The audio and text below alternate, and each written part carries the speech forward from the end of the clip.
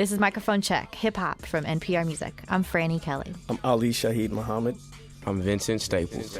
What up, Mr. Staples? How you doing, man? Good, man. Look, it's funny what you just did, because I'm going to fall in right now and say, we've been trying to get you here for 2 years.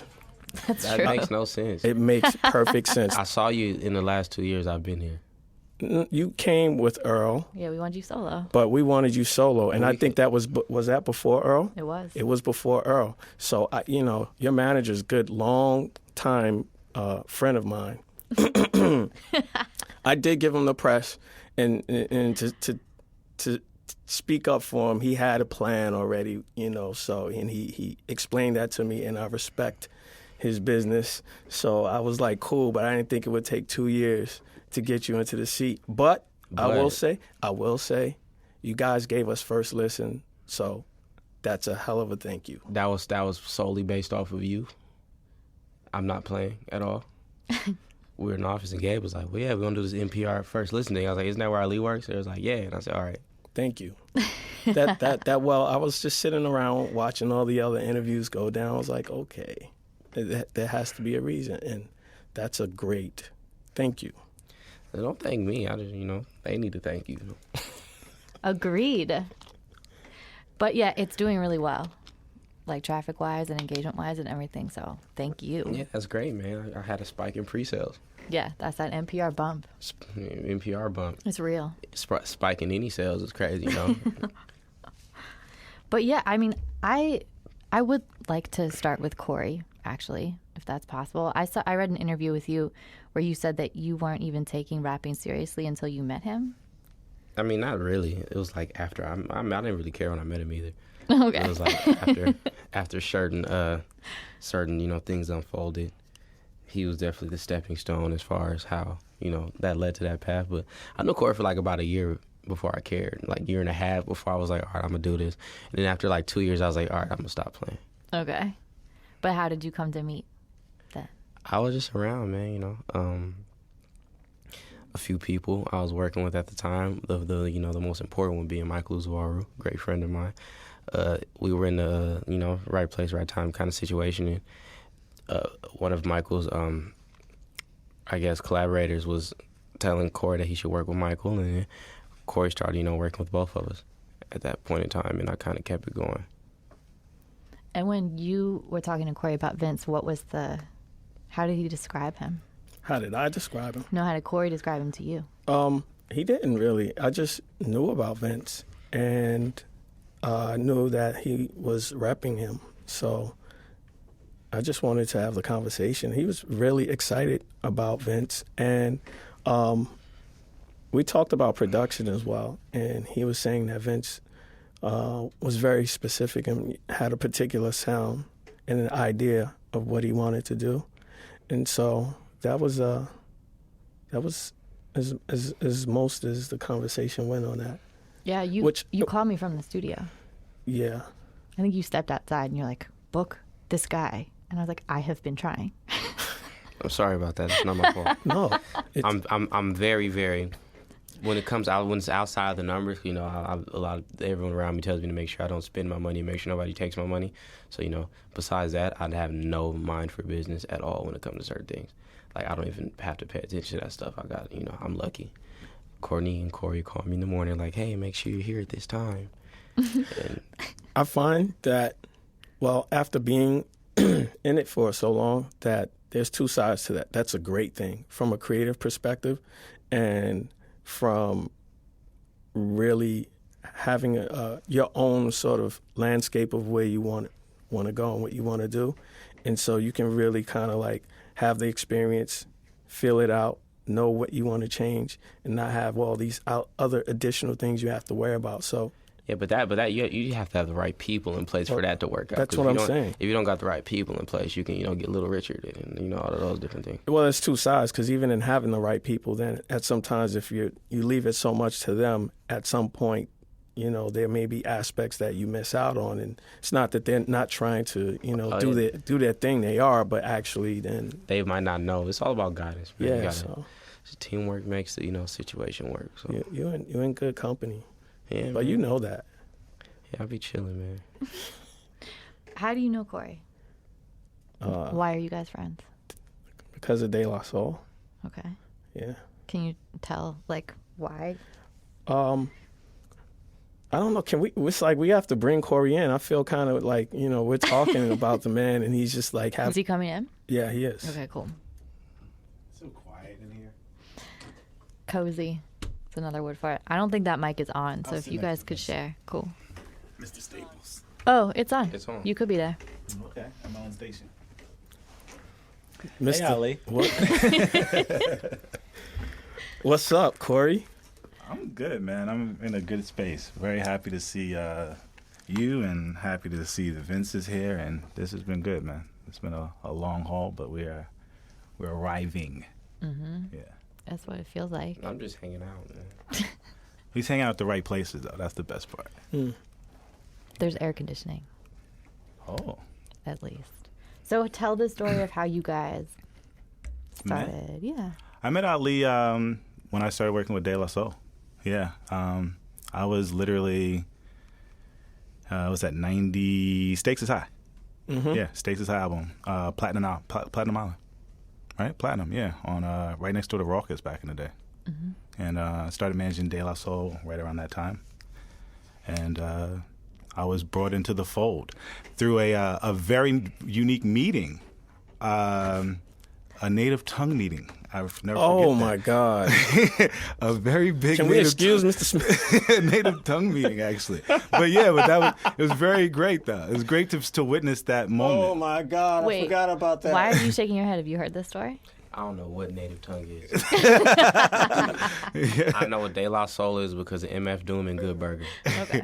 and Nike SB. Yeah. Okay. So what was this meeting? Oh, it's just, cats were look at trying me to like that. make things happen at that point in time, and then some things happened, some things didn't. But it was a big meeting. I never forget it. Yeah. I just forget things. So sometimes there's comfort in forgetting things, and then like Then I Corey comes totally and brings forgot it back about that up. meeting, and I'm like, because now he just opened up a whole memory bank over here that was just like cool. We dealt with it, and now I'm like, oh yeah, that was a very important meeting. Yeah, it was crazy. Am I supposed to know what happened in this meeting? No one is. No one is. Yeah, I was going to say, like, no one's supposed to know what's happened in that meeting. But the fact that I think that we're all young, and that was the best thing for me. And I always tell Vince, him having me at this age versus the age I was there, I would have been different in that meeting. Like I was kind of in awe because I'm fans of all of them, but people are just trying to organize lives and business in a structure that's not really a structure at that moment, and it's unique. And part of the conversation earlier was about the creative and how Vince feels very free to be creative, which is a great thing, especially at 21, about to be 22. But there's a business side to it, as Ali was saying, that you have to start thinking about at some point in time. And he's there. He doesn't know he thinks about it that way because he's very, very particular about everything. Mm-hmm. So he's not going to ever be tilted. But that meeting was about creative with business. And it was just, I don't think the business ever grew. The native tongue business didn't grow, and it could have. It could have been something phenomenal. The fact that a 21-year-old kid who makes great music knows about the individuals but doesn't know about the collective speaks to the business that didn't happen. Mm. True. Mm-hmm. Well, my first conversation with you, I got the sense that you knew exactly what you were doing, and I didn't. That's the crazy part about it. well, from the sense that I think creatively you did. Creatively speaking, you gave me that impression, and very strong. And it seemed like you had certain ideas as to what you wanted to go, and maybe you don't see that, but I saw that clearly. How many years ago was that? 2. I had no idea what I was doing. Did you know what you didn't want to do, though? Yeah. Now, see, that I know what I didn't want to do, but I had no idea what I was doing. That's enough. I figured that out, October? Yeah, Really? like September. I'm dead. I'm so serious. Why, do you remember that moment? Yeah. What happened? How you're looking for something, you don't know what it is. Mm-hmm. We found it. Mm-hmm. So, there it goes. What was it? We was in Toronto, and we met Hagler, and he had the Blue Suede beat. I was like, oh, there it goes. Mm-hmm. And I was like, we'll be done in like a week. And Corey's like, you sure? I was like, yeah. And then we were done in a week. But knowing what you don't like is knowing what you kind of like on the low. Yeah, I now that you said that, I understand what you mean. It's the yin and yang. For sure, didn't know what I was doing though. I wasn't really thinking about it at that time. I was trying to figure out other things, but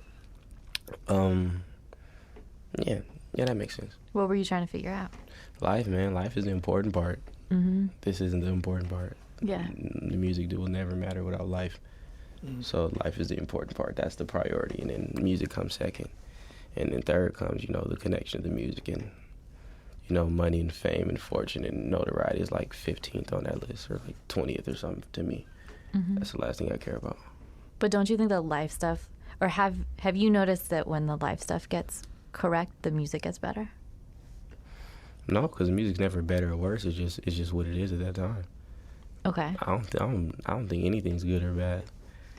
I refuse to label anything as good or bad, because some like early Vince Staples music, which I would never listen to, which I think is horrible. I always thought that shit was trash, and I was being lazy and taking advantage of situations and being like, hey, I can be over here and hang out and stay out of trouble if I just make some songs. Okay, what's this song about? What's this beat called? Okay, there you go. Leave me alone. I'm over here. That was the whole purpose of certain things at first. Thinking I was smarter than the cycle of things. But I mean, if life is really, really bad, does that mean the music's gonna be really bad? If life's really, really good, does that mean the music is really good? No. Some people make their best music when life is horrible. Some people lose sense of what their music was when their life starts to get better. So, just to build on this point, because I had something written down, and I wanted to give you some words. Envy, hoarding, stick-ups, dubious, orphan, solitude, or you can trade that for deserted, famine, anger in the nation, and penitentiary maternity wards. What's good? It all depends on the perspective. Because if the penitentiary is wrong in the first place, then maternity ward is pointless. But if the penitentiary is potentially good, then of course they can have kids in here and it's safe and it's sanitary. That's a good thing. But why are they in there in the first place? So it could be good or bad. Stick-ups, does that person really need that money? Do you really need that money? Are their kids going to be okay if you take from them? Are your kids going to be okay if you don't take from them? It's about which angle you look at things from. Nothing really good or bad. At the end of the day, we make all this stuff up. I ask you those things because I feel that some of your music talks about just the embodiment of just those words. And it makes me wonder, and I keep landing to what's good. So I like hearing you say you don't look at it as things are bad, things are good. It's all about circumstances. Your circumstances dictate your set of values or your set of morals. So that's really what it comes down to. Because with circumstances changes the way you look at things. Because that defines everything.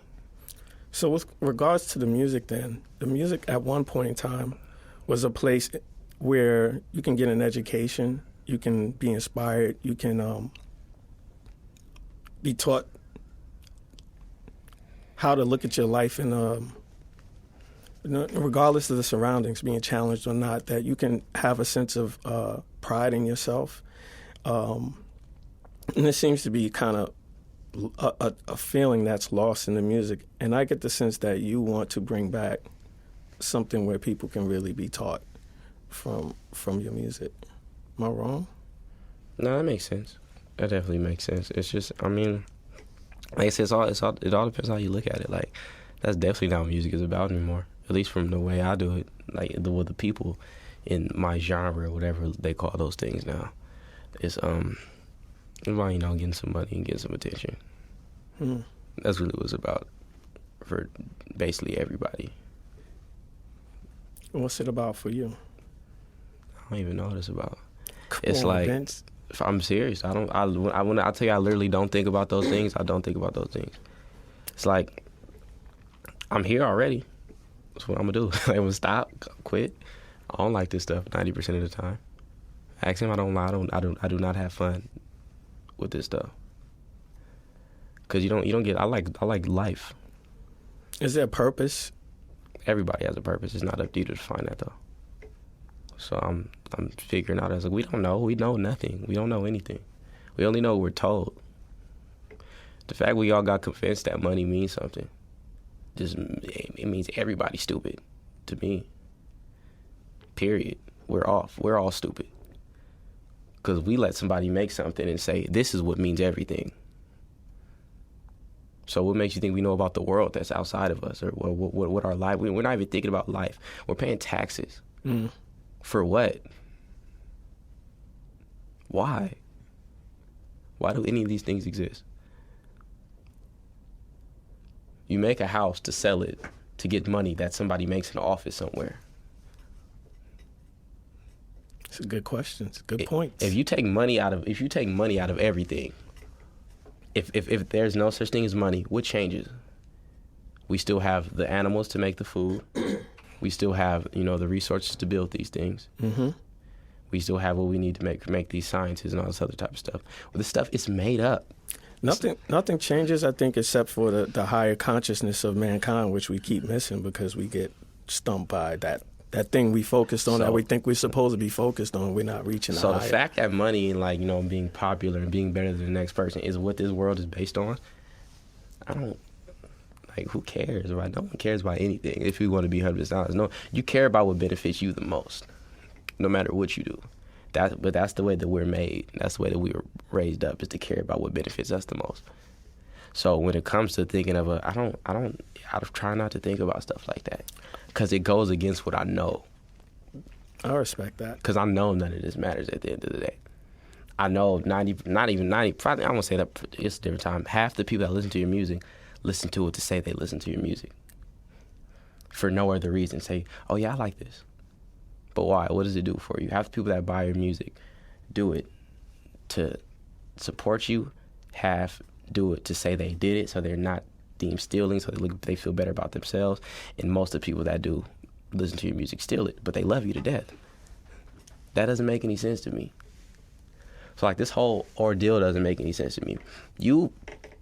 I read an article today that said, Vince Staples, blah blah, while being on Def Jam Records, one must try to make radio records. So, and we see his 2 attempts on this song and that song. What does that even mean? What is the radio?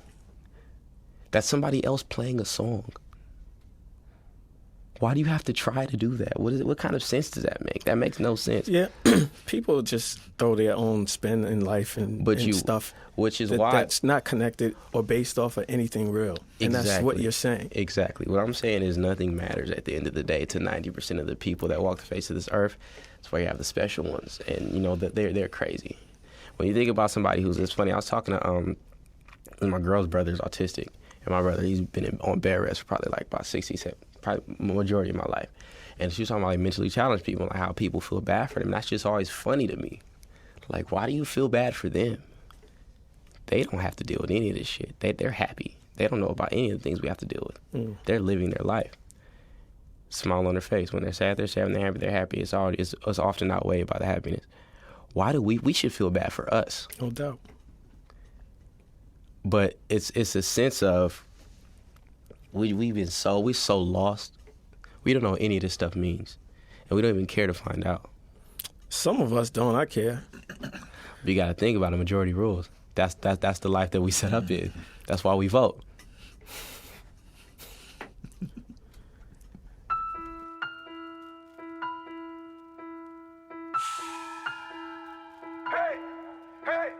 Hey, 9mm, my brothers, my keeper was serving that ether before I did features. My mama sister, she know how to greet me, she know how to keep me, she better get 9mm, my brothers, my keeper was serving that ether before I did features. My mama sister, she know how to greet me, she know how to keep me, she keep me, she. Fuck your dead homies, run your bread, homie. Got some left on me, I'm on Artesia. Parked in my Beamer, bumping my own shit.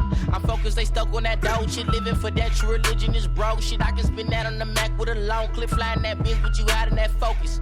My nigga just focus, I'm trying to paint you a picture, we stuck in the moment. My burner get stuck if I shoot it too much, so a nigga resorted to doming. That's somebody's son, but the water be one, baby, either go hunt or be hunted. We crabs in a bucket, he called me a crab, so I shot him in front of the Douglas.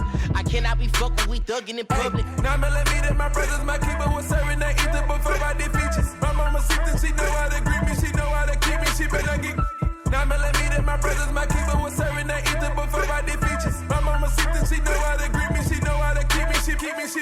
What mean the world to you? Is it fast like money and clothes? Probably fucking these hoes, or what would you murder for? Will your name hold weight when the curtains close? Nigga caught one case and I heard he told. Snitch, get a full clip and close casket. Won't hug your bitch when the whole ratchets. Co-jumper, been shooting, no practice. Been touring with foreign coup crashing. Still banging, too naughty, too nasty. Still fuck the police, they won't catch me. My feature too pricey, don't ask me. Go hard to go yard on my baggage. He mad, we won't fight him, don't tag him. Mask up at midnight and start clapping. Kids crying, still sniping, no legging. Hey, 9mm, my brothers, my keeper was serving that ether before I did features. My mama sister, she know how to greet me, she know how to keep me, she better get. 9mm, my brothers, my keeper was serving that ether before I did features. My mama sister, she know how to greet me, she know how to keep me, she keep me, she. Hey, 9mm, my brothers, my keeper was serving that ether before I did features. My mama sister, she know how to greet me, she know how to keep me, she better get. 9mm, my brothers, my keeper was serving that ether before I did. You got a point. Based off that perspective, the majority that does rule doesn't rule me, so that's my perspective. Exactly, but like I said, it's like it's back to you saying about right or wrong. It's right, it's wrong in reality. The fact that we even dabble in right or wrong is wrong in the first place. But is it wrong because it brings order? Is order right? Are we supposed to have order?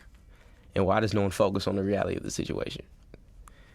If you look at the news, all these people dying and how things are happening, it's never based on the reality of the situation. It's based on what people think are right and wrong. All of that is based on opinion. When things are based on opinion, the popular opinion wins. That's why it's called the popular opinion. So in that sense, we're always going to be fucked. Because all you need to do, Hitler got people to think he was right. Absolutely. Do you think no one thought that they were wrong? That's the crazy part about it. No one thought that they were wrong. The terrorists that handled 9/11, the Boston bombing, these people never think they're wrong. We don't think we're wrong when we go blow up elementary schools looking for one person to spare lives of soldiers. So we throw a bomb in a school because somebody's hiding in it. Not thinking about the lives of those people, but it's right it's right to us, but it's wrong to them. What kind of sense does that shit make? It doesn't make sense, but at the same time, these things, I think, are done to make us reflect. And if you take a moment to reflect, that's all you need to then start to question and to try to be on that journey to figure out what the purpose is. But okay, now but most people don't take that moment. Because when do you have that moment? Well, nowadays, in this century, like with all this, and it's not even that. It's past that. Before that, you wake up. You see your mom go to work. You go to school. You come home. You hate your life some more. You go back to school. Your friend has a birthday party. His house is bigger than yours. Now he can never come to your house because you live in the back of your aunt's house, across the street from the oil refinery, in a gang-infested neighborhood where everyone is related to you. So you're embarrassed about that. You go home, do your homework. Your mom comes home, makes nothing, tries to figure out how to make you not realize that you're poor. Because where I live at, in the state that I live at, an apartment in a bad neighborhood is $800, $900 a month for a one-bedroom. That's a lot of money if you're getting paid minimum wage. Mm-hmm. But your kid has to have the nice shoes because he has to deal with the other kids, or you got to go to school where they have the uniforms. But you have to pay for that too, so you're not really running from anything. So you're spending your whole life trying to catch up to something that you don't know why you're chasing, and trying to disguise your kids from something that they already noticed based on their own interactions. That's the beginning of life. That's before you have bills as a kid, and before you have to pay taxes. That's before you're elderly, you can't take care of your own self. So my question is, with all these things in your way, before the phones, before interaction with other people that could be negative, you trying to scramble for no apparent reason. When do you have the time to sit down and think? This is before the internet. I think that depends on, based off of that environment you described, that depends on who else is around you in that environment. Because if it's just completely like that, then you don't have time. But if you have someone who can just say, you know what, let me just pull you over here and talk to you, even if I talk to you for 5 minutes to give you a vision of the world that doesn't exist in front of you, that it's not tangible to you, but just enough to open up your mind to that. If you don't have that, then you're going to be behind. But if you have someone to do that, then your journey then shifts, and you make the time. You will find the time. That's less than half. The majority of kids don't get that. That's not real. That's you're supposed to get that in school, but when you open up that history book, you're a slave. You're supposed to just get that in general. Yeah, life. before school. Yeah, before school. That's not happening. Correct. Like I said, it's right, wrong, reality. The reality of the situation is brings me to your record. Your record. When you have a song like "Lift Me Up," who are you talking to? Wait, can I just clarify one thing? Did you or did you not have that person? Never in my life. So he did it without that person? No, he had those people. I mean, listen, I'm not going to try to disagree with him in his interview, but there are people that he pays attention. Whether they were speaking directly to him, he pays enough attention that he was able to grab a lot more. I said to my mother, I was like, Vince is a dropout of high school, right? You would never tell me if someone had taken the time at those formative years to give him that type of attention, where he would have been. I'm glad he's here because it's all with purpose, but he clearly could have done anything with the proper focus. I think his purpose was how do I say this? Your journey, whatever it is, it's a full purpose, and Complete. It will be fulfilled. And when I first met you, I felt that. And even something that you said in one of your other interviews, you said you don't want to be rapping when you're 45. And based off of your words, I felt that you wanted to have a relationship and an influence with children, for the next generation of people who didn't have what you did not have. Likewise, where you can offer them that thing that you did not have. Mm-hmm. So that gave me a sense that somewhere in your journey, there was an anointing. So when you say you didn't have that, probably didn't, but something along the line, I think had planted a seed and given you a vision. And I'm gonna tell you what that was. Okay. When I at a very young age, I could look at people and tell that everyone was in a sense worthless in their own mind. And you couldn't trust anyone. No one was good. My mom wasn't good. My dad wasn't good. My grandmother wasn't good. My grandfather was good to me, but if you ask around, he done some stuff. No one's good or bad. And then I understood it was a trick. I knew he was being fucking tricked at a young age. So it's like I didn't fuck with anybody. If I don't talk to any of my family members, and I've never liked them, cousins, aunts, uncles, I don't dabble in that type of stuff. And my whole thing was I'm gonna figure it out for myself in a selfish way, and it was in a negative point of view. So my whole thing was I'm gonna figure out as much as I can to stay alive as long as I can, because niggas like me get killed.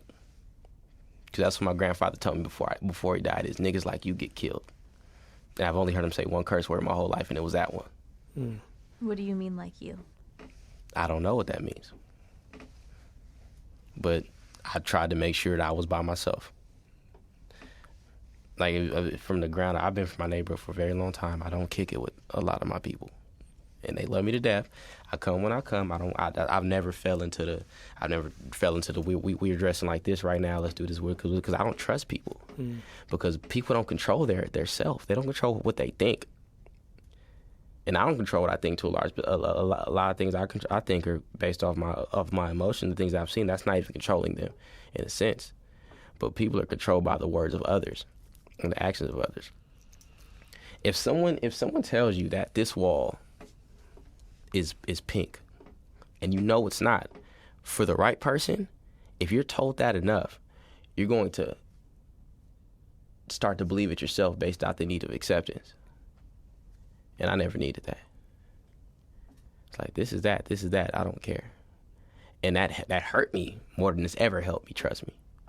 More than it's ever helped me, it's hurt me. But I mean, things happen. Why? Because it separates you from people? Yeah, I don't want to listen to anybody. But my question is, I'm sitting right here right now, but should I have? What do you mean? Should I have listened to him? Because I wouldn't be right here if I did. That's why I say. Exactly. But this is my question. Majority of people don't get here.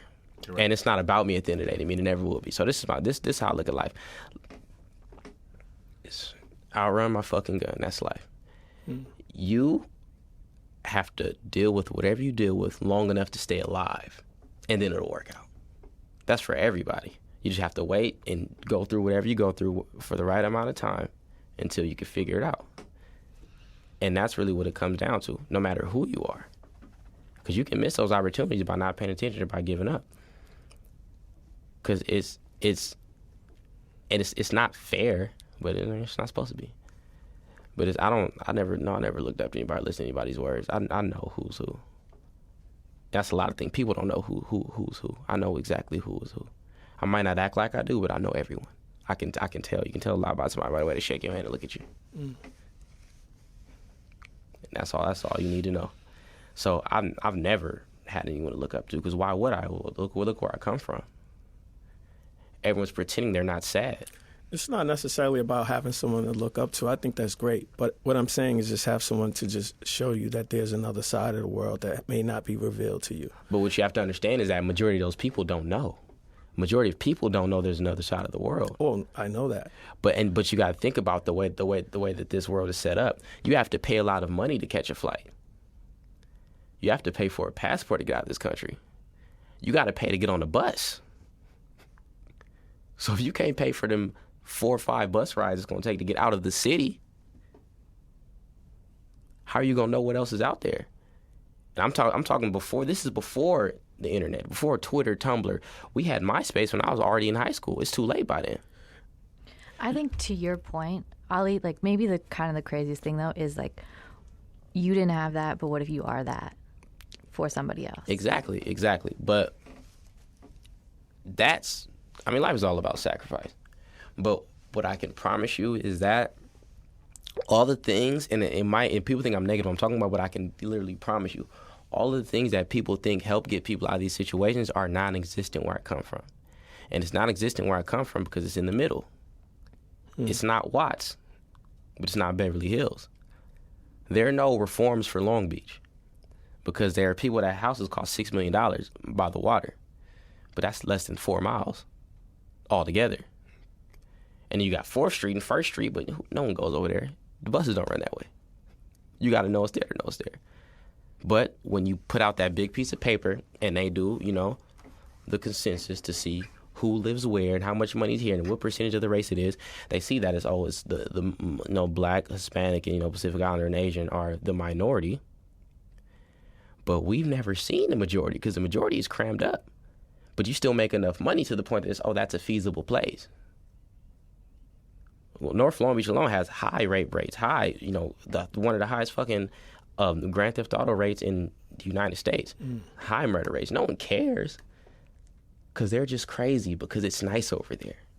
You know what I'm saying? Mm-hmm. And you got to think about despair to the point you get to look at the beach every day and somebody's house is 4 stories, going to school with no money in your pocket. So, okay, that's there. We're just not supposed to have it.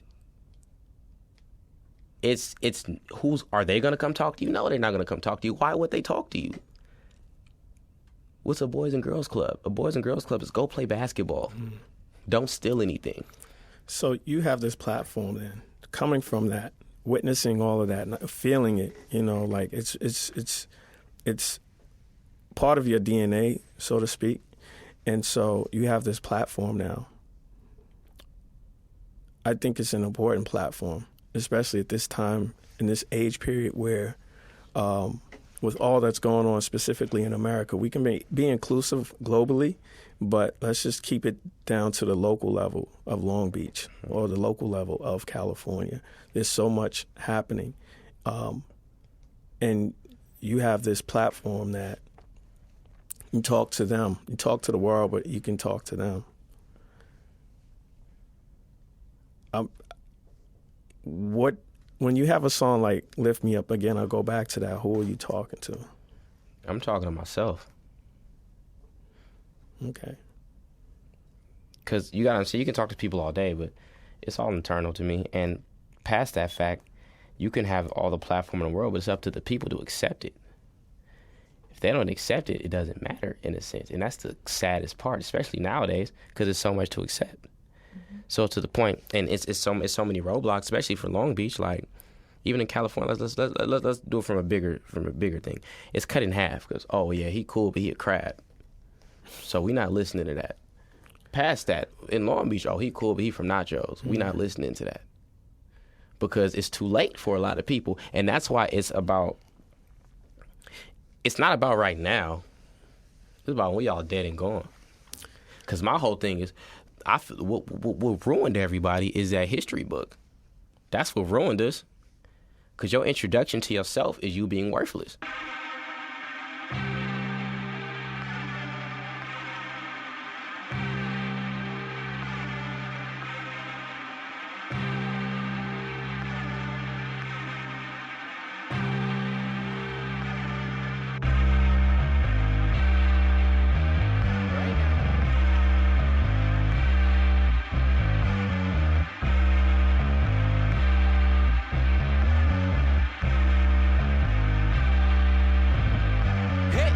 I'm just a nigga until I fill my pockets, and then I miss the nigga. They follow me while shopping. I feel like making riches. They feel like muddy waters. So tell me what's the difference? My mama was a Christian, crib walking on blue waters, was fading up at Davis, then walking back to Palmer. A fro like you, we partner. Auntie Angie had them choppers. So tell me what's the difference? I feel like fuck Versace. They raping niggas' pockets, and we don't get acknowledged. Just thank me for the prophet. A prophet just like Moses, and Moses look like Shaka. Zulu, my fofo loaded. I'm aiming at Nirvana. My bitch look like Madonna. They staring in katana. Waiter still ain't brought the chopsticks. Should've brought the chopper. Uber driver in the cockpit. Look like Jeffrey Dahmer, but he looking at me crazy when we pull up to the project. See, this weight is on my shoulders. Pray Jehovah lift me up, and my pain is never over. Pills and potions fix me up. I just wanna live it up. Can the motherfucker breathe? Life ain't always what it seems, so please just lift me up, lift me up, lift me up, lift me up, lift me up, lift me up, lift me up, lift me up, lift me up, lift me up, lift me up, lift me up, lift me up, lift me up, lift me up. That depends on your teachers. You got to think But I understand what you're saying. Who are those teachers? Correct. I feel you. My teachers were different. So, but and I know we come from two different places. It's like Russian roulette. It's like Russian roulette in the sense that it might only be one bullet in that gun, but it's still one bullet in that gun. The way you speaking, it makes me feel like someone should just hit the button right now and blow the whole thing up. So, and I don't get the sense that's really what you're saying in your music, Vince. So, what I'm saying in my music is, this is what I see. Good luck. Okay. That's all my music is. My music is, and let's fix this. Because in a sense, part of me is like, no, don't fix nothing. I had to go through it, and somebody else got to do it too. Another half is, oh, it's not fair. But another half is like, who cares if it's not fair? They don't care. Why should I care? Fuck it, let everybody get it. But it's all conflicts within people, because we all have different ways of thinking and ways of looking at things. But I don't know what it is. I don't know. This is how I feel. This is what I think. You ask him, I'm not thinking about songs. I'm not sitting here like, yo, this should be this. Never. I will never approach a song like that, because why? I don't need to. That's not my job. My job is not for the radio. My job is not for sales. My job is to keep my sanity. Period. I can't do nothing else. I never got a bad grade in my life and stopped going to school when I was in 10th grade. Because I saw what it was. First time I got arrested was for nothing. What did they say it was for? I was in court for 3 years. I was in court 13, facing 4 felonies. For what? For aggravated assault, threatening a witness, armed robbery, and it was some other crazy shit. But it was all based off, did you steal this phone from this kid? No. Ask him. No. Ask the girl whose phone it is. No. You're going to jail because they're scared of you. We go to court and the judge says, I don't even know why these charges are brought up. What happened? They're playing dirty. But my mom, out of fear, was like, whatever I don't have to pay for, give them that. all out of fear. Everybody is confused. So It's no save. I feel like it's no saving this. The people older than me, if you like, just where I come from, past 25, you can't really do too much to alter it. My thing is, for my little brother was 15 years old and got 15 years, based on what he saw on the books, based on not what we were telling him, because we sat there all day and told him, don't do this, don't do this, don't do this. But the history showed that this is where we got where we are. This is where the pride comes from. You told him don't do what? He in jail right now for attempted murder.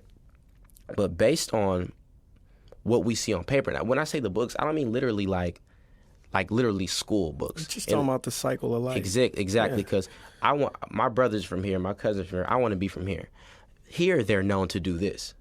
We don't do that no more. But no, because I don't want to be a part of your words. I want to be a part of what goes down in history. This music is laid out in the sense of, in 20 years, when people ask who was that person, because I'm not going to be the same as I am now in 20 years. I'm 21 years old. I wanted because when I really look back and I look at like people that we look up to, like I look up at Jay-Z. I don't know who Jay-Z was when he first came out. I know he rapped and he used to sell drugs. That's all I know. I don't know anything about Nas. I know Nas was smart, and he rapped, and he lived in the projects. We don't know anything. We don't know how these people felt in a sense of what they became, but because it wasn't ways to document it. You know what I mean? It was harder for people to become.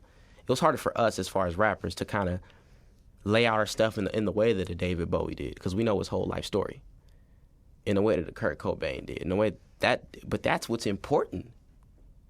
Why? Why is it harder? Because to know. It was shut up and rap. From the way that this business was set up, the way that it was, it wasn't as saturated as it was now, but it was just different, man. Like there were different types of people, in a sense, because even when we speak about De La Souls and Mos Defs and all these other people, the people that definitely had a message and conveyed things in the appropriate way, I still don't know who they were, because I wasn't there. And in music, I think like you got to think about what I feel like I want from music. I don't really care about that much money. As long as I'm able to, my girl goes to college, we'll be fine. As long as I'm able to, take care of my family, my little stuff. I don't like being bothered by people a lot. I don't really know. You have to have a reason to do what you do. And my whole reason is, when I was growing up, I read the books, and then I got older and I saw that all of it was fake. From the streets to music to the government to my own family to my parents to all of it was not real. Which books? Life. In the sense that, Tookie Williams and this and that, and your grandfather and your father and your mom and this, and then you grew up like, wait, none of you wanted to do this shit? So what's your reason then? You said to have something in those books to say, how do you feel about yourself? Because you're the biggest shit in the world and this and that. No, I'm just a nigga.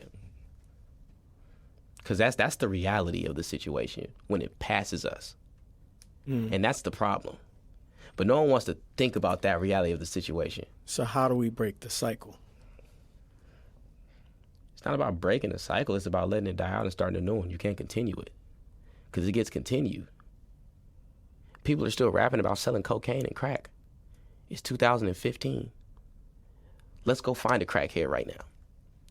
It's going to be very, very hard. We might find 5 today. But that's the cycle being repeated, because that's what we're taught. We're taught this is what rappers do. Because I say this in these interviews, and then I run across these people, and they look at me like, oh, you the motherfucker that be talking about this, that. But it's like, they know it's true. No one's doing that anymore. Why are we telling these kids that that's what we're doing? You're not. You are not doing that. You can make about $40,000, $50,000 a year if you're not the biggest rapper. You're making $20,000 every shipment if you're selling cocaine. Why are you rapping? Because we're taught that's what we have to do to be important. And that's the problem. The problem is we're telling these kids that we have to be these wrong things to be important. But they don't know what you go through when you really do it. And I'm trying to get that part of the story, because that's never been told. I don't care who says they've told it. Especially from where I come from, because I'm not a drug dealer. I did the gang thing. And I've never heard it be told right. So then, again, I say your purpose is major, and you're proving me right, even in what I'm not you're saying you're wrong. I'm not saying you're wrong. Saying now, because I feel that, I think part of this conversation, one could take away from it that you're like, man, everything is a lie. It's all, there's no fixing it. Just like, we over. And even when you say everything should just die off, so it's just like, man, it's kind of grim. I don't mean fix it. What I say is don't try to fix it. Just get rid of that idea. Right. In total, and let's sit down and let's be honest. I don't mean let it die off. I let music die off. Or let. I wasn't even taking it from music. So, I was taking like just the things in life that are not real. Mm-hmm. The things in life that prevent us from reaching our higher self. The things in life that is oppressing and keeping people in those situations, like where you come from. So what I'm saying is that has to die. Definitely. I feel that's what you're talking about. Definitely, because like, and it's bigger than where I come from. Like it's funny. I was talking with my friends, and they was like, "Man, you think all this, all the things that keep happening with like race relationships, like you think it's ever going to be over?" I was like, "No, because there's always going to be an argument." Because you're trying to force people to relate to things they know nothing about. You got to think about it like this. This is just my question, and I understand that race plays a part in everything. I understand that money plays a part in everything. I understand that situations and family play a part in everything. But when someone dies, and you're looking in the face of a white person, and saying they just killed a black man, and you expect them to relate to that, that's a problem, because they don't know what it's like to be a black man. They never will. They can't. They can pretend they do. Oh, that's wrong. You don't know what that feels like. We remove, oh, they just killed a person. They just killed a father. They just killed. That's in the back burner. We tend to separate ourselves and search for equality, and it's past race. We want to separate ourselves, but be held in the same regard as the people we're trying to disconnect ourselves from. Mm. Within hip-hop music, we want to be the biggest shit ever, but we don't want to take responsibility for the things that we say. Mm-hmm. We want the pop sales and the pop marketing and the pop advertisements, but you refuse to not say certain things. Mm-hmm. You refuse to not glorify drug culture, mm-hmm. but we want to be equal. But at the end of the day, if we strip all these things and let all these things die off as far as the labeling and then the miscommunication, and we all start in the sense of we're all people, and this is my perspective on the life that we all live, we'll be in a much better space. I agree with you. And I feel like you, at this time period, again, I go back to it where the state of hip-hop to me it's upsetting for someone like me. I know what my blood, sweat, and tears have done for this genre and for the culture of humanity and mankind. And it is extremely frustrating sometimes sitting in my chair knowing the power that other rappers have and how it's abused. And not just from the platform of rap, but just the platform of humanity. And so hearing you say this warms my heart, my spirit. And can't wait for Summertime to drop. 06. Yeah, man, it'll be fun. Yeah, I think so. How do you feel about your date? Well, okay, I'll say it like this. You say, please don't steal my music, buy my music. Your album drops the same day Apple drops their music service. We right? know. Right? So, is streaming a form of stealing? The listener's not stealing. I'll say that. Love that answer. Because we don't get a lot of money. No, we get, what is it? 0.0002? You're in the points. Cents. So it's like for one listen. So it's like, yeah. But they're not, they don't make the rules. They just want to hear the music. And that goes into what this whole business is set up. But you know what I mean? It's like, if a player could eventually buy a team, the NBA would be in bad shape right now. What is the projecting on the album, what was a couple of your fun highlight moments in making it?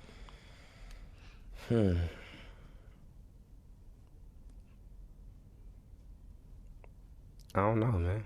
What do you mean you don't know? You had no fun making this album?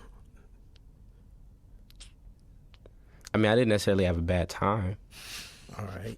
but it's like I can't. It's nothing I can really highlight. Like, it's work, man. I don't know. It's. What do you think, Corey? What was a fun moment? I think when Dahi came on board, it got to be more fun. Oh yeah, he's hilarious. Yeah. I like laughing at Dahi. Yeah, Dahi brought the fun. He's crazy. No disrespect to everybody else, but Dahi definitely brought the No, fun. Dion's boring as hell. Travis is boring as hell. Dahi is hilarious. Yeah, Dahi's He fun. comes full Adidas, full tracksuit with like the beanie. You just didn't expect him to be what he was. Hmm. You know, yeah. He's a great dude. Love that man. But yeah, I don't know, man. I'd be working. I'd be going through hell doing this shit, man. I feel you. Oh, why? supposed what to, do you though. mean? What do you mean? You're supposed to. Like, what parts are hell? Have you heard my music? Yeah, but I mean, like, what parts of the actual work? It's just, I don't know. I mean, all those songs are done. I don't write songs in the studio. Those songs are done.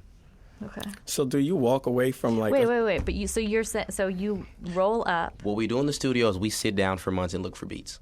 Yeah. And That's literally all we do. yeah. Then do you mean the songs are done before you go in? Of course, they're all the songs are done. So you write them before you choose the music. All the songs are done. Okay. Probably one song wasn't done already. Okay. 3 songs on the album had different beats to them a year and a half ago Right. or a year ago. That is a much less collaborative way than is common. Which makes sense. Yeah, I mean, well, not really. It's like I feel I'm very sorry for anyone who has to work with me. I know it's not fun, but I tell D, I want this beat to sound like, I want the beats to sound like I'll send like a picture or something, or like use a word and like find it. That's frustrating for a producer. Oh, yeah. But it's his album. Like, I think that is, it's, Well, what you have to understand is, I don't believe in good or bad either. So it has to feel a certain way. I don't care how the music sounds. I don't care what it's talking about. It has to feel a certain way. Because to this day, I have no idea what the fuck Led Zeppelin is talking about. yeah, fair. I have no idea what Metallica's talking about. I don't know what James Brown is talking about either. But it makes you feel a certain way. And that's what makes it last. Is there any song on this album where you've walked away from it and maybe immediately right after, putting it down, or maybe even 2 months later, where the impact of the song really hits you emotionally? No. I already got through all that stuff. What do you mean you already got through all of it? Like, it doesn't bother me anymore if it's already a song. Like, it's not, it's life. There are things that I've already dealt with, I'll put it like that. Whatever was being spoken about has already been dealt with. Okay, then. So it's like the impact hit before we made, it's like light, it's a reflective piece, if that makes sense. I get it.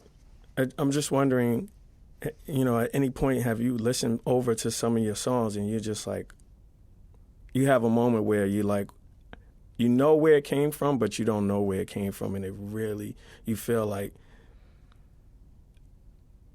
a spiritual sort of I don't know any other way to describe it, a relationship with any of those songs. Like, have you ever written something and then listened back and been like, oh, I can't believe I did that. I wrote that. That came out of me. That happens to me sometimes.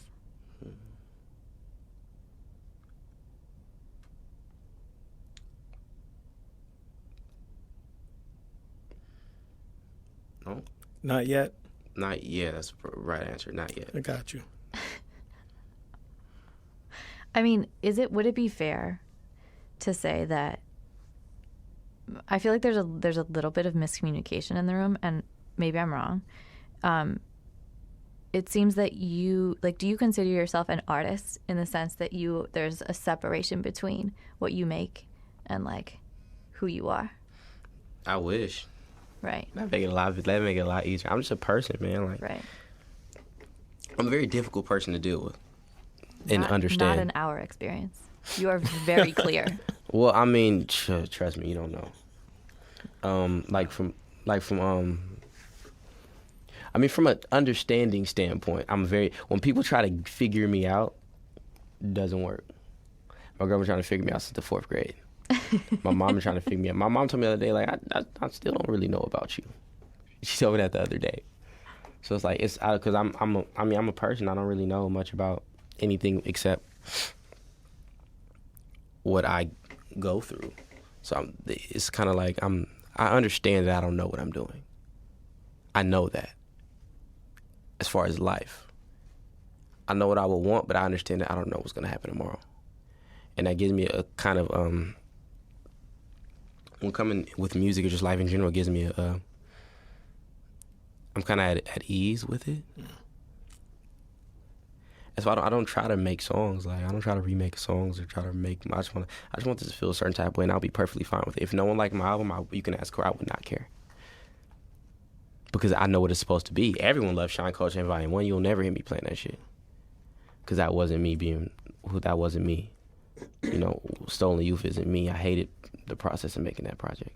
It was difficult for me. They understand. I knew the weight of it, but I didn't really know how to go about it. Like, that was really Corey and Mac's project, to be 100% honest with you.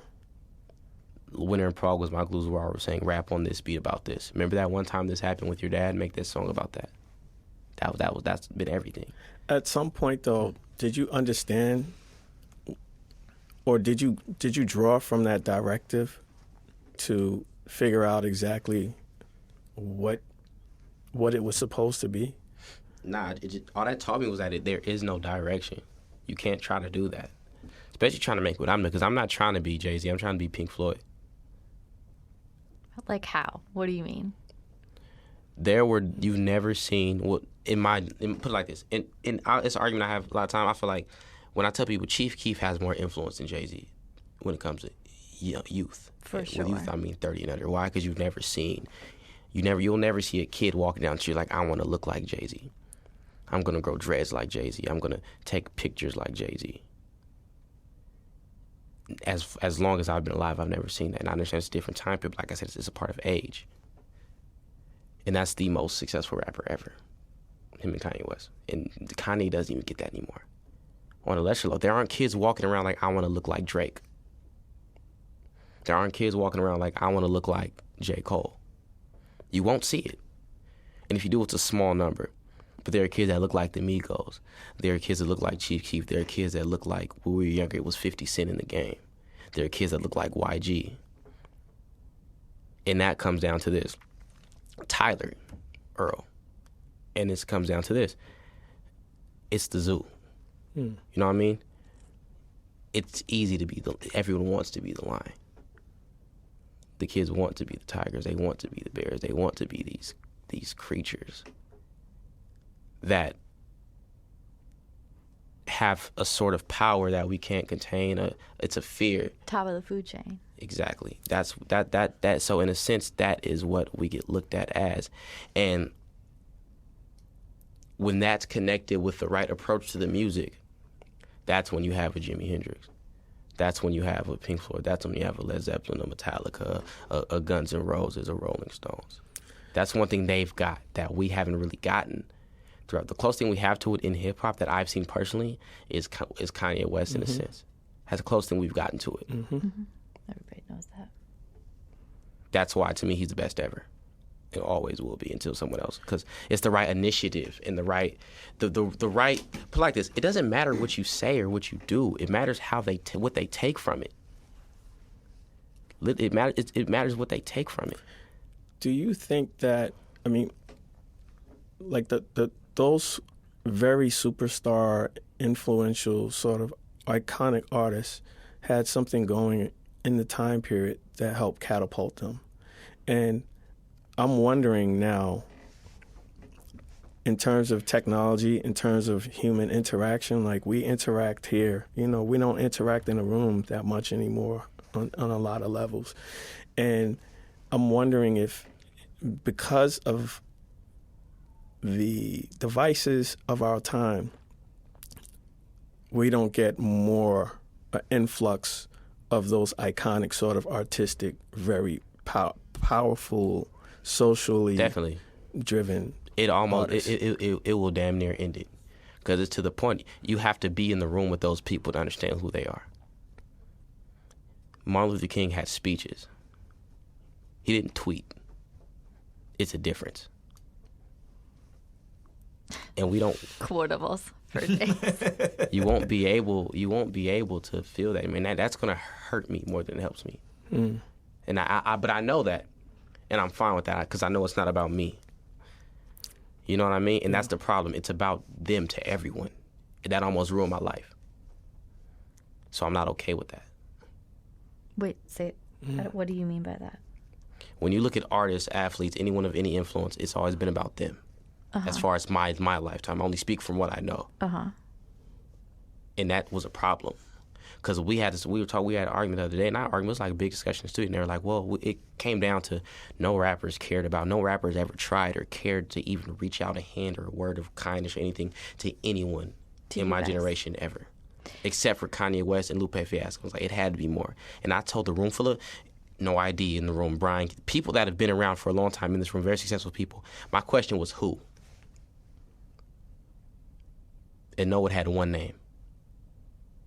That's the problem. For clarity, he's saying that's relevant in his generation. Yeah, in my generation. No, I think that's a very clear thing that has been happening in this entire conversation, is that there is a very clear separation between your generation and your generation. Yeah. And we do know the reasons for that, but not all of those reasons have been articulated. But because the holdover of it is you saying somebody must have told you, and he's saying nah. No, I'm clear on that. I understand the disconnect. I mean, one thing, I try to reach out to people, but it's not always received, and I get that, and I'm never insulted. But part of that also, I think, is like, it's not even about hip hop. Like, it's about our generation. Like, I remember a very clear feeling when I was a kid of being like, oh, just realizing that my parents' generation fucked me. Like, they didn't leave anything for us to do, and they won't fucking get out of the fucking job. So how am I going to move up? And, like, they made all these promises. They're going to fuck us with Social Security. They don't want to talk about it. Like, they refuse to deal with segregation and housing and racism and the police. They're going to put it on us to fix it and pay for it. And they set it up because they were too afraid to let us, like, get bruised, like, fall down. It's all about protecting us little white kids, you know? I get heated when I'm with you and Earl. Now, let me tell you how. Let me tell you how that even gets convoluted in the sense of where I come from. It's about 200 people from my neighborhood, granted, in jail, alive, around, or moved away. A large portion of those people are white. Yeah. So no, but listen, this is why that's a bad thing.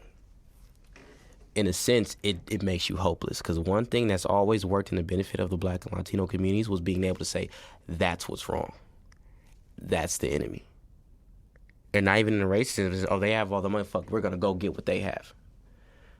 That doesn't exist where I come from because they're right there. Right. I understand so it's what like, you're saying. I look forward, but then I look at Chris. I look at Pook, I look at one of these people, and it's like, oh, shit, you're fucked too. So we just stuck. And that's scary. I talk to Corey about it all the time. That's scary. Because it's like, who do you look? Who's the enemy, quote unquote? Who's pulling you back? And then it gets to the point where it's like, oh, we're just stuck, and that's lower middle class suburbia. Which, you know, because like I said, it's not Compton, it's not Watts. In the scary quotes around, it's not Compton, it's not Watts, but we can't fend for ourselves. So what we do have is escapes. What becomes our escape? Is it film? Is it music? Is it whatever? So the easiest one to get is music, because a song could be 3 minutes. You don't have to sit down for hours. You don't have to take weeks out of your life to read a book. It's 3 minutes, and those 3 minutes can change your life. And since them making you feel like nothing matters, what do we do with these 3 minutes? Let's drink lean. Let's sell cocaine. Let's kill people.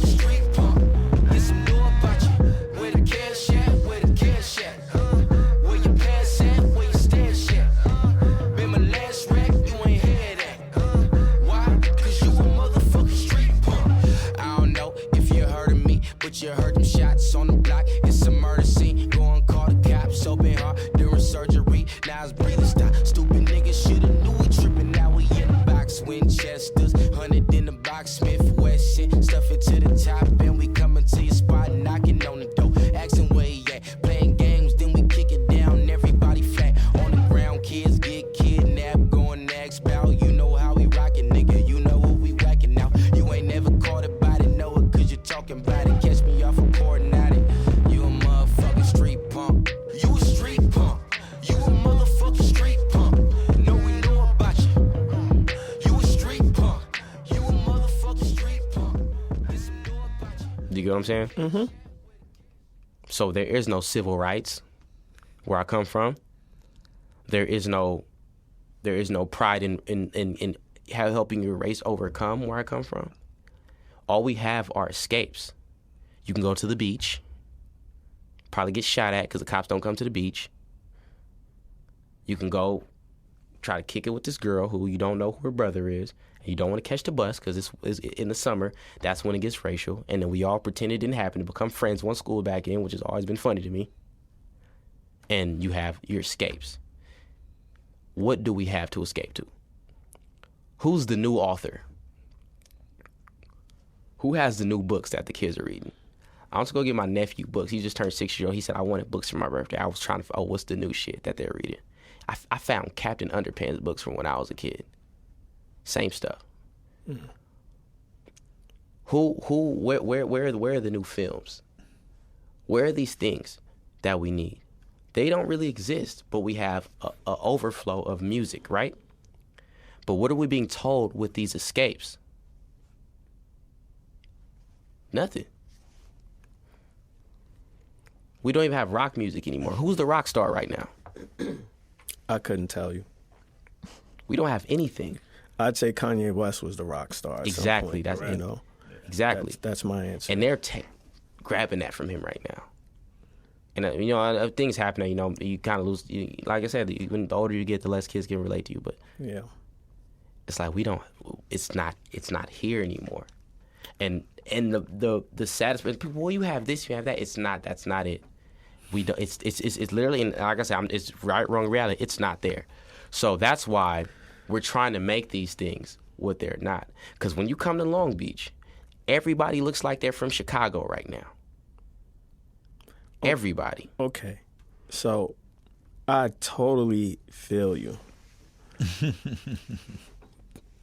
But I can say, through the ages, this is the Islam about to drop.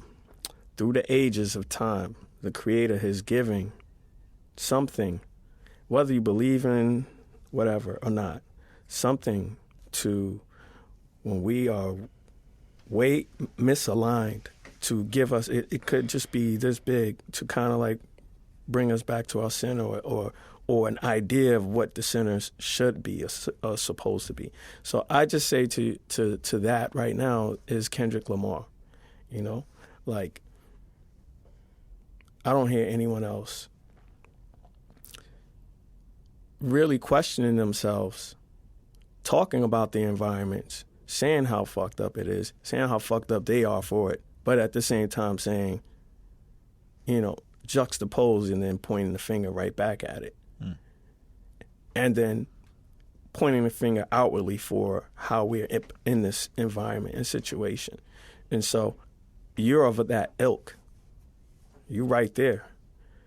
So as much as there isn't, and there, you know, there's all this other stuff, the majority of the BS, the minority, there's something that's there.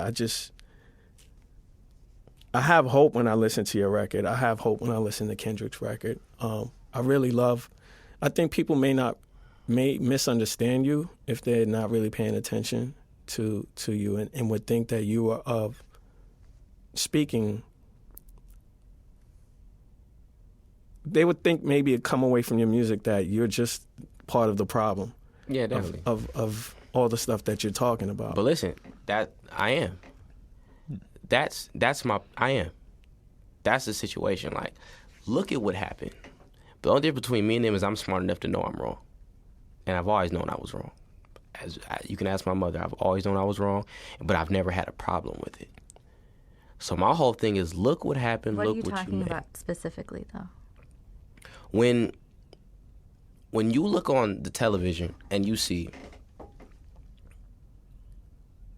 a black kid shot by a cop because the cop was afraid, and people tell you it's bullshit, it's not. Who tells you what part is bullshit? Well, oh no, he wasn't scared. He just like, no, they're afraid. Because it's to the point that it's now circling back to what I said earlier. When you're in the 3rd grade, you know, and Jackson Deloach has a birthday party, and you know his mom has a house, and this 2-story house in Sunny Cove, which is the nice part of Compton, right across the street from the projects in Park Village, and his dad lives in Carson on like 185th Street, like with all the crazy doctors and stuff like that, and you have to go home to be in the back of your aunt's house with all the crazy people, and you're in the 4th grade, third or fourth one, I forgot when it was, like in the 3rd or 4th grade, and you already start to feel bad about yourself. And then you get older, and you begin to not want to leave your house because you don't want people to have to drop you off, and you don't want to have to showcase certain things. You don't want people to know your dad's never getting out of jail potentially. You don't want people to know what your mom is like, because when your mom's not picking up from school, she's a completely different person. That's not mom anymore. When you live your life and you're that young, and you begin to be ashamed of who you are, the older you get, the smarter you get. So you're looking for a reason to have pride in who you are and where you come from. And then you look out the window, and then you understand what fear is. When you go to the zoo and you see that lion, you see that bear, you want to know why that glass is up and why they look at that animal in amazement. You want to understand why that is. And then you look, oh, you're scared to be over here. Why? Not because it's bad, not because you're too big, because you're afraid of what can happen to you. I'm what could happen to you. You cause yourself to believe that I'm the problem. You're afraid of me. Why do you feel that way? Because nobody else was wondering why these kids look like this at such a young age. My nephew's 6 years old. I ask him what's wrong every time I talk to him, because there's always going to be something wrong. And every time he has something to say. But like what? What does he say? Oh no, kids are messing with me. I just don't really know how. I don't know what I want to be when I get older. I think my mom likes my sister more than me. Things that no one's thinking about that change who you are. This is me being smart enough and being able to live past it. Because when I have my core group of friends I grew up with, I'm like my best friends. I'm the last one left. Literally, the last one left out of about 10 to 15 people. I'm the last one left. So my music is me saying, this is the problem.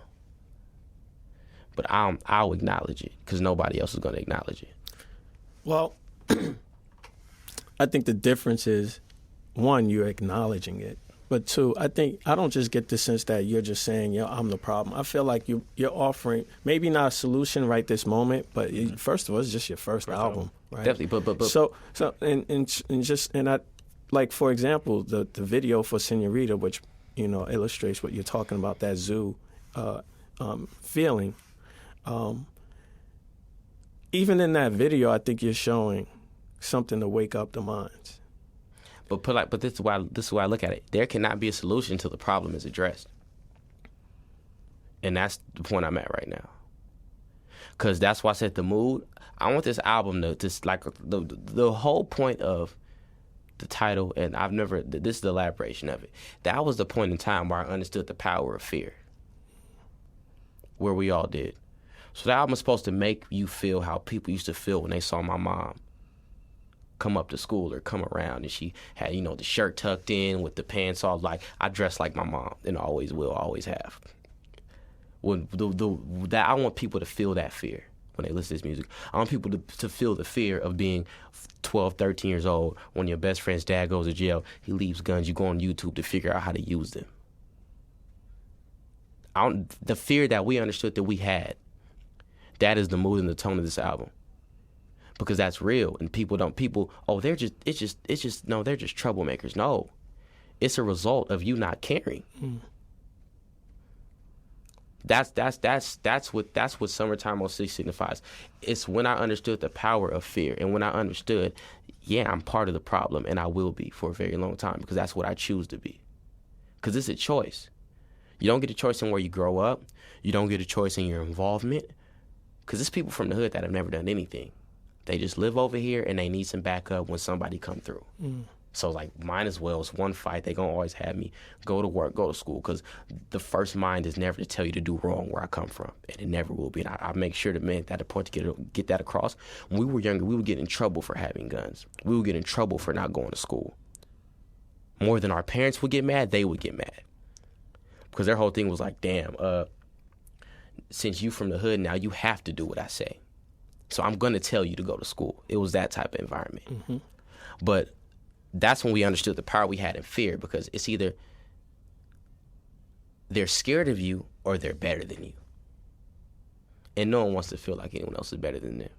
So we established fear.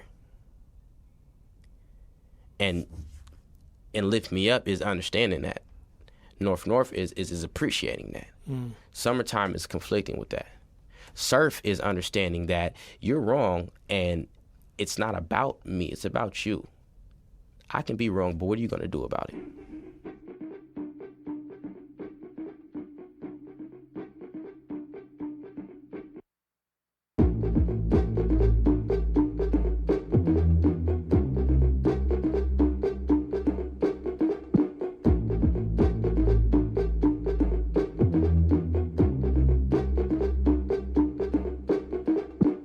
Broken on all I had was my own boys. Either build to destroy what you going for. Just a pawn in the plan trying to hold on. When the smoke cleared, why was the war fought? About time you abandoned the folklore. How you rich but you bitch in old Ford? How you black selling crack for the white man? How you real when kill for your right hand? On the stand sworn in with your right hand. It was all going good to the Raven. Knife scars on your neck from your best friend. Nice talk, keep a tech on the nightstand. Every nigga dead to the world till his life end. I planted, you dreamed it, I started. You're missing the target. What more can you ask me for? You want it, not dearly departed. I got back and shot it. What more can you ask me for? More black kids killed from appeal than the feds in the projects. In the Planned Parenthood, playing God with your mom check. You ain't even been to prom yet. 16, heard you wanna be a star girl. What he charge for the dream that you bought, girl? What's the price on a life in this dark world? Couple hundred where I come from. How you sleep when the sun down? I ain't really trying to judge. Now you looking for somebody you can love. He was looking for somebody he can fuck. Took your body, wasn't bothered with you none. Sport riding in the bottom of slums, caught up in the fun. You bought it, I planted, you dreamed it, I started. You're missing the target. What more can you ask me for? You want it, not dearly departed. I got back and shot it. What more can you ask me for?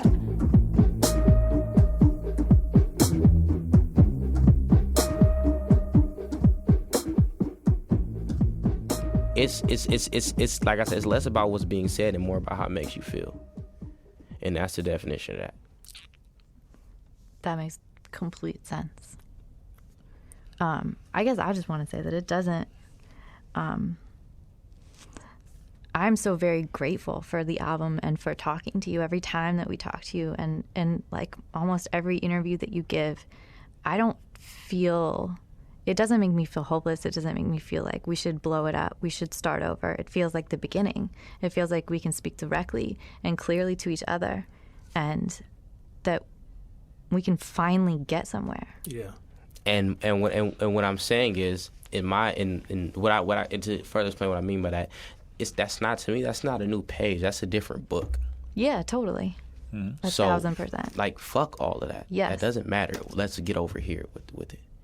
Right. And it's not like a violent rejection of anything. It's just like, let's go. Exactly. Because it's funny, like when I tell you my nephew's 6 years old and listens to my music all the time and literally has not taken one negative thing from it, you can't tell me I don't know what I'm talking about. Never gotten that. but you can that's why the whole it wouldn't matter to me if people deem me to be on the opposite side of the spectrum on the negative problems, because it's like a child, which is who matters, because we're gonna die before them. So the fact that a child who lives in, Riverside and has never seen any type of anything wrong in his life can listen to I never ran from nothing but the police and not take from it, fuck the police, or I want a gun, or I'm gonna do this, that's what I care about. What was his reaction to that one? I don't really know. He's like, is he? What did he say? What did he say? Oh, he was like, your voice doesn't sound that loud all the time. That's what he said. But he it's like just in general, like with music, like he just, and it all comes down to who you are as a person. Because if he looked at me and heard my music and saw a different person, maybe he wouldn't feel that way. But I'm a person, and he sees me as a person. That's the difference, I feel. Because he can hear my music and see that that's where I came from. Or he can see that made me who I am today, because he to this day he doesn't like fights. I'll tell him to slap a kid for bullying him. He'll say no, it's not right and doesn't help anybody and things like that. So he sees the conflictions in people, and he's a smart kid. But I just feel like that's and not to say that's my demographic, because I know it's not, but that's 6-year-olds. Yeah, that's where the money is. Yeah, that's what I find comfort in. Yeah. It seems like that is to know I'm not fucking somebody else's life up, because the majority of things I heard and I saw messed me up a lot. Because like I've never, like I said, I've always been smarter than a lot of people. I've always been able to notice certain things due to my father and my mother being great people for me to follow behind. Not necessarily great parents in the sense of a traditional sense, but for literally the best people to bring me into the world I had to go into, because they told me what it was at the beginning, which is what a lot of people parents. I've never thought Santa Claus was real or nothing like that. And that helped me be the person I am today and helped me deal with this business and the things I have to deal with in life. And but when it comes to this music and just being able to resonate correctly to the people that are going to need it, because some people older than me might not. They might need it, but they won't need it as much as that child who knows nothing. And that's just really where it is with me. What is your, what's his name, the 6-year-old? Oh, JT's crazy. Courtney's like, we gotta wrap this up. She's giving me the so polite. I'm so sorry. I don't want to interrupt, but I understand, Courtney. But it's been 2 years, so and there's more to come. We'll see. Absolutely, I know that.